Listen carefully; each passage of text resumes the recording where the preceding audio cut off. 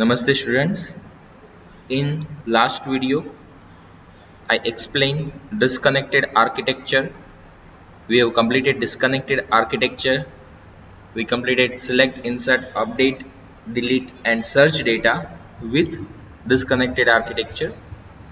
So આ ચેપ્ટરના main જે બે ટોપિક છે કનેક્ટેડ આર્કિટેક્ચર અને ડિસ્કનેક્ટેડ આર્કિટેક્ચર આ બંને ટોપિક કમ્પ્લીટ થઈ ગયા છે. નેક્સ્ટ હજી એક ટોપિક આ ચેપ્ટરમાં આપણે સાથે લેશું. હેન્ડલર ફાઇલથી આપણે ઇમેજ કેવી રીતના ડેટાબેઝ પર સ્ટોર કરી શકીએ. અત્યાર સુધી આપણે જે તે ઇમેજ લેતા હતા તો એનો પાથ જે છે એ ડેટાબેઝ પર સ્ટોર થતો હતો. હવે નેક્સ્ટ વન જે ટોપિક આવે છે એમાં એટલે કે તમે કનેક્ટેડ અને ડિસ્કનેક્ટેડની સાથે જ યુઝ કરી શકો છો, પણ ઇમેજ જે છે એ ડેટાબેઝમાં સ્ટોર કરાવડાવીએ. Now in this program I am going to explain how to store image in database, not in folder and save path in database. Okay, we are going to save image in database. Look, there is one I am explaining one example of it. અચ્છા, example start કરો એની પહેલા તમને એક output દેખાડી દઉં કેવી રીતના ડેટાબેઝમાં સ્ટોર થાય છે.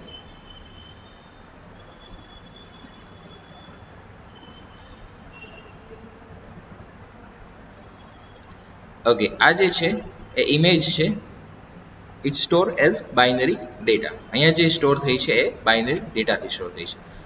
સૌથી પહેલાં તમારે રિક્વાયરમેન્ટ હશે ડેટાબેઝ ક્રિએટ કરવાની. અહીંયા આપણે જે ફિલ્ડ લઈએ છીએ પ્રોડક્ટ આઈડી એટલે I mean PID, pname, then image and its data type is image. Look here, I set image data type, then image type varchar quantity and price related to product. So first we need to create one database. You can take screenshot and create database. Okay, database close કરું છું. હવે આપણે first design ready કરવું પડશે. તો એમાં table ફોર્મેટમાં product name, image, file upload control, quantity txt qty, price txt price, and one image, one button to add product. We will write code in add product, then SQL data source and grid view control. This one is grid view control. આપણે સ્ટાર્ટિંગમાં જોઈ ગયા હતા. grid view control એક table ફોર્મેટમાં તમને output આપી દેશે અને બધી જ પ્રોડક્ટ જે છે તમને આઉટપુટમાં ડિસ્પ્લે કરશે. તો એક grid view control તમે એડ કરાવડાવી શકો છો. You can add grid view control from data tab in toolbox. Just need to double click on it. And SQL data source જે છે એ બાઉન્ડ કનેક્ટિવિટી આપણે જોઈ ગયા હતા. આપણે કનેક્શન મેનેજ નથી કરવું પડતું, એટલે ડેટા ડિસ્પ્લે કરવા માટે થઈને આપણે અહીંયા ક્યાંય સિલેક્ટનો કોડ નથી લખેલો, ખાલી ડેટા ઇન્સર્ટ કરવાનો કોડ લખેલો છે. સિલેક્ટ ક્વેરી જે છે એ આ કંટ્રોલ જે છે એ મેનેજ કરી લેશે. ત્યાં આપણે જસ્ટ એ જ આપ્યું છે. પહેલાં connection string, next database select કરતા હોય, then star, that means all products, and test query. Okay, data show થાય છે એન્ડ ફિનિશ. આ તમારે ક્યારે વર્ક કરવાનું? ડેટા એડ થઈ જાય પછી. અત્યારે તમારી પાસે ઓલરેડી ડેટા છે એટલા માટે થઈને મેં અહીંયા સીધું એડ શો કરાવડાવી દીધું છે. પહેલેથી ડેટા એડ હતો એટલા માટે. અધરવાઇઝ આ રીતના તમારે ડેટા ત્યાં એડ થશે. હવે ડેટા એડ કરવા માટે થઈને સૌથી પહેલાં તમારે એક રિક્વાયરમેન્ટ છે, એક હેન્ડલર ફાઇલ એડ કરાવડાવવી પડશે. one file you need to create, that one is handler. Its extension is .ashx. ક્યારેક 1 માર્ક્સના ક્વેશ્ચનમાં હોય છે એક્ઝામમાં, તો ધ્યાનમાં રાખવા જેવો point. handler and its extension ashx. To add handler file, first right click on project, add new item. There is one option, generic handler. This one is generic handler. Just select that file, apply name and click on add button. તો એવી જ રીતે મેં અહીંયા handler file જે છે add કરેલી છે. હું એક ફાઇલ ન્યૂ એડ કરાવડાવું. ઓકે, તો આ એક હેન્ડલર ફાઇલ જે છે એડ થઈ ગઈ છે. ત્યાર પછી એમાં થોડુંક કોડ એડ કરવાનો થશે જે હું આગળ એક્સપ્લેન કરીશ. પણ પહેલા તો હેન્ડલર ફાઇલ શું છે અને એનો યુઝ શું છે એ કહી દો હવે. Yes, generic handler file explain કરું એની પહેલા એક ટોપિક વધારે એક્સપ્લેન કરવો છે, જેની પહેલા ઓલરેડી કનેક્શન સ્ટ્રિંગ આવી ગઈ છે એને રિલેટેડ. સો પહેલા એક એક્સપ્લેન એ કરું છું જે આપણે આવી જ ગયું છે ઓલરેડી એકવાર. આપણે કનેક્શન સ્ટ્રિંગ એડ કરેલી છે અહીંયા, કનેક્શન સ્ટ્રિંગ વેબ કન્ફિગ ફાઇલમાં, એન્ડ ત્યાં એડ કરી નેમ આપેલું છે connection string and connection string, અને ત્યાં પછી તેનો ડેટાબેઝ, ડેટા ડિરેક્ટરી, આઈસેટ data directory. So dynamic path નીચે એ વર્ક કરશે. Provider name SQL data, SQL client આપણે ત્યાં અત્યારે એડ કરેલું છે. તો આપણે કનેક્શન જે અહીંયા યુઝ કરશું એ આપણે આ રીતે યુઝ કરવાનું થશે. Web configuration manager dot connection string in the bracket, name આપણે કનેક્શન સ્ટ્રિંગ આપેલું છે એટલે connection string dot connection string. અહીં કદાચ તમે નેમ એ આપી દો, એક્સ આપી દો, વોટ એવર તમે જે અપ્લાય કરો કે CON આપો, જે અપ્લાય કરો એ ચાલશે ત્યાં. અહીંયા જે નેમ આપો એ વેબ કન્ફિગ ફાઇલમાં હોવું જોઈએ. રિક્વાયરમેન્ટ હોય એ આપણે હેન્ડલર ફાઇલમાં નેમ સ્પેસ એડ કરાવડાવેલી છે. Using system dot web, using system.data.sql client, and using system.web.configuration. We added total 4 namespace on this page,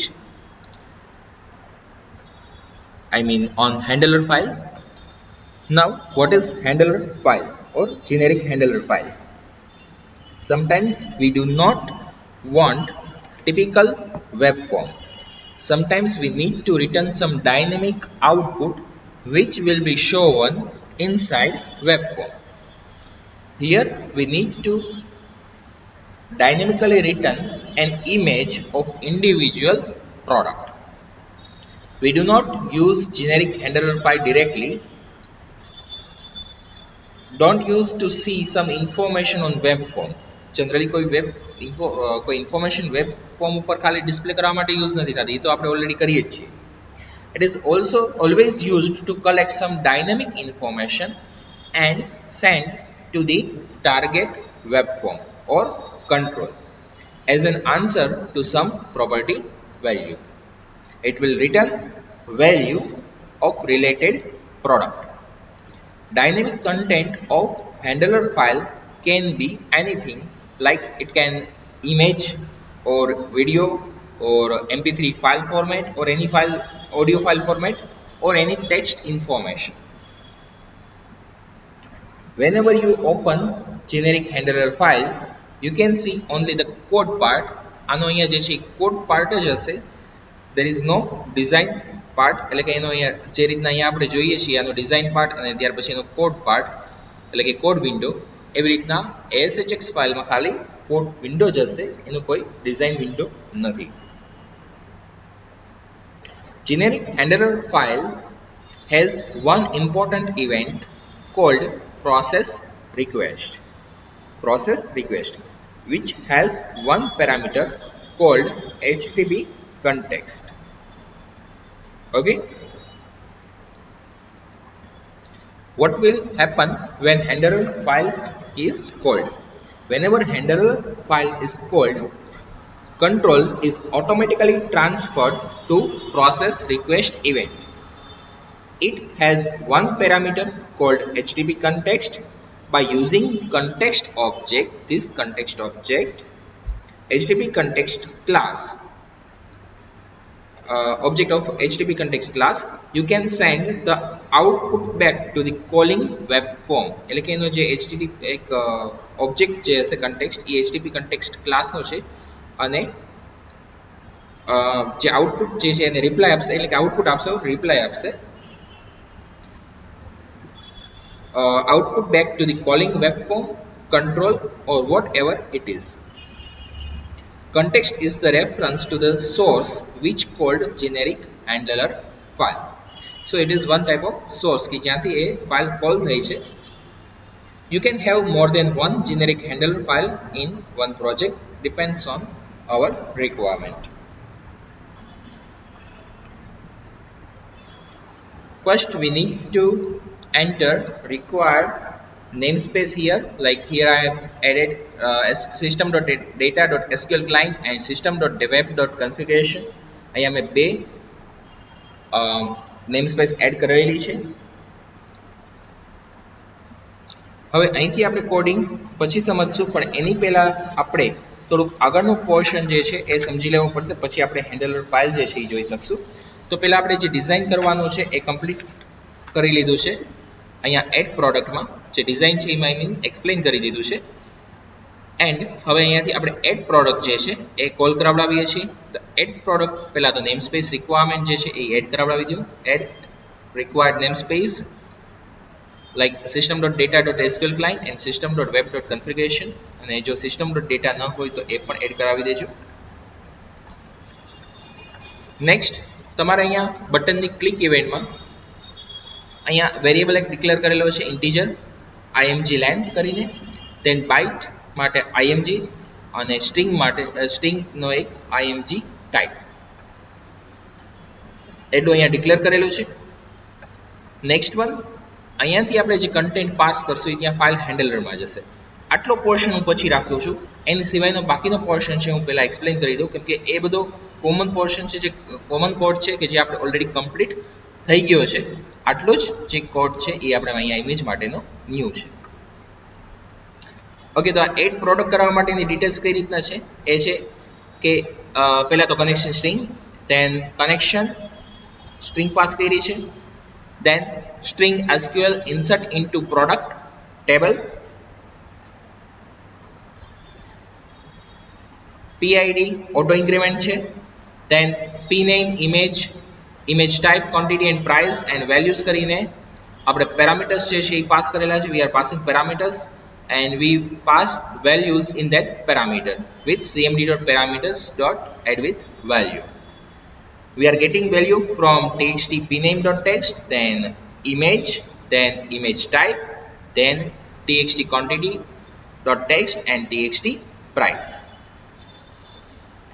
Now connection open, integer answer equal to cmd.execute non-query and connection close. જો અહીંયા ક્યારે error આવે execute non-query માં તો તમારે આ ક્વેરીમાં mistake છે. If answer greater than 0, then product added with image bytes, else problem adding image. આપણને અધરવાઇઝ ત્યાં શો કરશે કે પ્રોબ્લેમ જે છે આવે છે ઇમેજ એડ કરવામાં. And last one redo.data bind, એટલે કે જે કાંઈ ડેટા હશે એ ફરીથી ત્યાં બાઇન્ડ કરી દેશે અને રિફ્રેશ થઈ જશે અને ડેટા જે હશે એ આપણને શો કરશે. ઓકે, તો આ બાકીનું એડનું જ કોડિંગ છે જે ઓલરેડી આપણે સમજી ગયા છીએ. હવેનું નેક્સ્ટ વન જે છે આ કોડિંગ આપણે સમજીએ. તો આમાં જે છે બટનની ક્લિક ઇવેન્ટમાં મેઇન 2 પાર્ટ કહી શકીએ આપણે. ફર્સ્ટ પાર્ટ એ છે કે find image length and create image array, and second part is add product details into product master table, જે આપણે ઓલરેડી સમજી ગયા છીએ. રાઈટ, આ જે છે પ્રોડક્ટ એડ કરવા માટેનું કોડિંગ સમજી ગયા, પણ પ્રોડક્ટ અહીંયા જે છે એક ઇમેજ ટાઈપ અને ઇમેજ, આ બે વેલ્યુ કેવી રીતે આવી એ સમજવાનું બાકી છે. તો સેકન્ડ પોર્શન જે આપણો છે એ સમજીએ અહીંયા. Find image length and create image array. In this way we have used byte array which will obtain bytes of selected image from file upload control and store it into array called img. Okay, એટલે કે file upload control માંથીને જે value આવશે એ img બાઇટ્સમાં store થશે.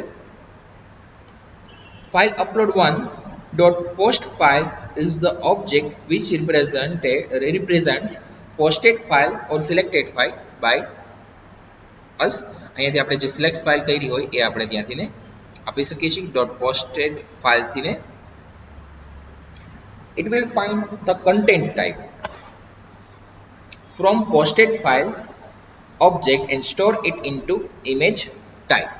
અહીંયાથી જે છે આપણને content type એનો જે છે એ ગેટ કરી અને સ્ટોર કરાવડાવશે ઇમેજ ટાઈપમાં, which will be stored in product product table, અહીંયા આપણે એક પ્રોડક્ટ ટેબલ બનાવેલું છે, એમાં સ્ટોર કરીને રાખશે. એટલે કે એનું કન્ટેન્ટ કઈ ટાઈપનું છે, એટલે કે ઇમેજ કઈ ટાઈપની છે એની ઇન્ફોર્મેશન આ વેરિયેબલમાં આપણને file upload 1 that means control name dot posted file dot content ટાઈપથી ને મળશે, અને જે આપણે અહીંયા પાસ કર્યું છે.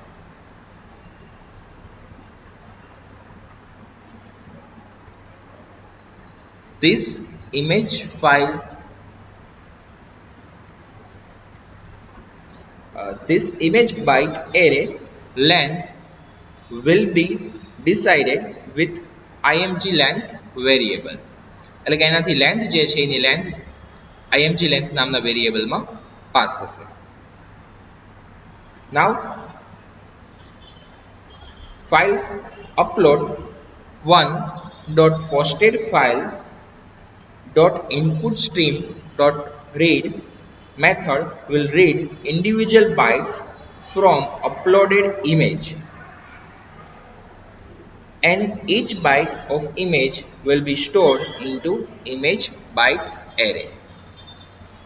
એટલે કે દરેક વેલ્યુ જે છે ઇમેજ બાઇટ એરે જે છે એમાં સ્ટોર થશે. At last image byte array will be stored in product table. Now in this portion, આ જે પોર્શન છે કોડનો એમાં હેન્ડલર ફાઇલ જે છે એ કોલ થશે. હવે ત્યાં આપણે પ્રોસેસ રિક્વેસ્ટ તો ક્યાંય આપી નથી, પણ હેન્ડલર ફાઇલ જે છે એને ક્યારેક કોલ કરવાની રિક્વાયરમેન્ટ રહેતી નથી. એને જ્યારે રિક્વાયરમેન્ટ હશે ત્યારે ઓટોમેટિક કોલ થઈ જશે. So we no need to call this file manually. Handler ફાઇલને ક્યારેક ક્વેશ્ચન પૂછાયેલો પણ છે કે હેન્ડલર ફાઇલને કોલ કેવી રીતે કરી શકાય છે. એ ઓટોમેટિક કોલ થાય છે, આપણે એને કોલ કરવા માટે થઈને ક્યાંય સેટ કરવું નથી પડતું, કોડ લખવો નથી પડતો. Okay, now I am explaining this file handler.ashx file. I am explaining first process request event. We have already discussed about context before, and its class HTTP context, which is the object of HTTP object. જે context છે એનો એ object છે કોનો HTTP context class. Handler files are always called from some source. Handler file જે છે એ ગમે તે કોઈ પણ એક સોર્સમાંથી ને કોલ થતી હશે, અને કન્ટેક્સ્ટ એ ઓબ્જેક્ટ છે કે જે આ બધી રિલેટેડ ઇન્ફોર્મેશન સ્ટોર કરીને રાખશે. એટલે કે ક્યાંથી કોલ થઈ છે ક્યાં પાછું બેક જવાનું છે તો એને રિલેટેડ ઇન્ફોર્મેશન કન્ટેક્સ્ટમાં સ્ટોર હશે.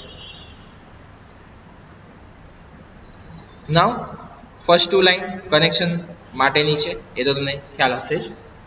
Next one is string id equal to context.request.query string id.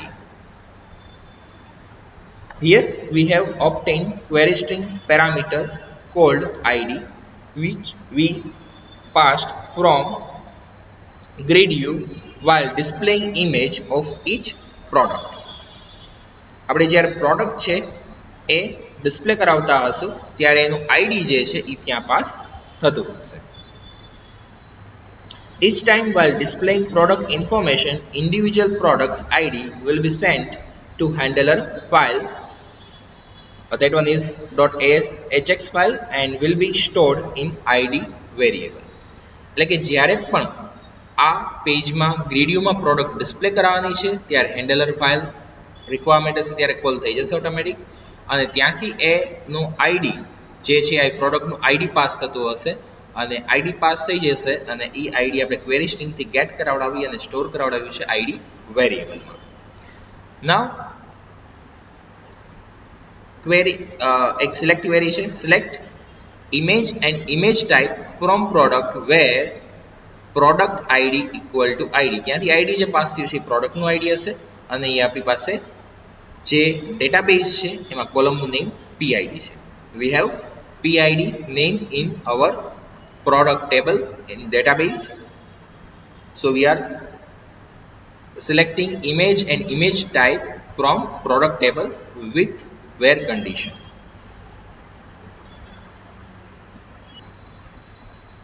After obtaining ID, again connection will be established with a query to read product image and product image type. Okay. Here we have used connected architecture. You are using connection open and in last connection close. Data reader read, data reader we are using data reader, then data reader read method. એટલે કે આ બધું જે આવે છે એ connected આર્કિટેક્ચરનો part છે અને એ આપણે અહીંયા કનેક્ટેડ આર્કિટેક્ચરનો યુઝ કરેલો છે અને એનાથી આપણે ડેટા રીડ કરાવડાવશું. Now next line is context.response.content type in the bracket dr image type dot to string. It is important for every handler file to set the content type of the output which it is going to send now. We have discussed that handler files are used to send some dynamic output like image or video or audio file કે text જે કાંઈ હોય તો એને related તમારે જે કાંઈ information એમાં કન્ટેન્ટ ટાઈપ આપ્યું હોય તમે રિપ્લાય અહીંયાથી આપણને મળી શકે છે જે સ્ટોર કરાવડાવ્યું હશે એ રીતના. We have already set the content type of content response object. Now we are supposed to send the content, we are now sending output, that one dr and product image contains the image, actual image. We need to store image in bytes array form as it is stored in byte array form. એટલે કે આપણે byte ફોર્મમાંથી જ આપણે data gate કરાવડાવી શકીએ કેમ કે આપણે image read કરાવડાવીએ છીએ પહેલા સ્ટોર કરાવડાવી છે એ શેમાં સ્ટોર કરાવડાવી છે બાઇટ ફોર્મમાં જ સ્ટોર કરાવડાવી છે તો આપણે રીડ પણ એ જ ફોર્મમાં કરી શકીએ. એવું તો ન થઈ શકે કે આપણે બાઇટમાં સ્ટોર કરાવડાવી હોય અને ઇમેજ ફોર્મેટમાં જ રીડ કરીએ. That is not possible. So આપણે જે ફોર્મમાં સ્ટોર કરાવડાવી છે એ જ ફોર્મમાં ફરીથી ગેટ કરાવડાવીએ છીએ. નાઉ context.response.output stream.write method will write the output to the output stream calling control or web form. In our case the calling control is image control, so it will write the image into image URL attribute which we wrote inside grid view control. આપણે અહીંયા grid view control લીધેલો છે.